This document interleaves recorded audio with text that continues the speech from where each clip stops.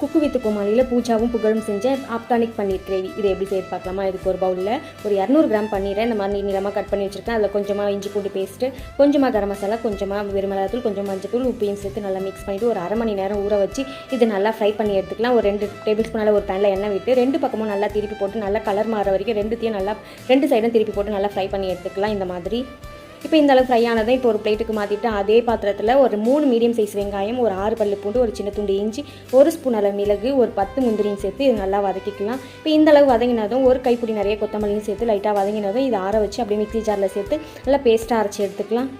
இப்போ அரைச்ச பேஸ்ட்டில் 1 spoon வெறுமிளகாத்தூள், 1 spoon அளவு கரம் மசாலா தூள், கொஞ்சமாக மஞ்சத்தூள் சேர்த்து மறுபடியும் ஒரு லைட்டாக ஒரு ஓட்டிட்டு மறுபடியும் அதே பேனில் ஒரு 2 டேபிள் ஸ்பூன் எண்ணெய் விட்டு அரைச்ச பேஸ்ட்டு ஒரு கப் அளவு தயிரும் சேர்த்து நல்லா மிக்ஸ் பண்ணிவிட்டு தேவையான உப்பையும் சேர்த்து நல்லா மிக்ஸ் பண்ணிவிட்டு ஒரு 10 நிமிஷம் நல்லா கொதிச்சதும் மீடியம் ஃப்ளேமில் வறுத்து வச்ச பன்னீரும் சேர்த்து நல்லா ஒரு 2 நிமிஷம் கொதிக்க வச்சு எடுத்திங்கன்னா சுட சுட சப்பாத்தி, பூரி, பரோட்டாவோட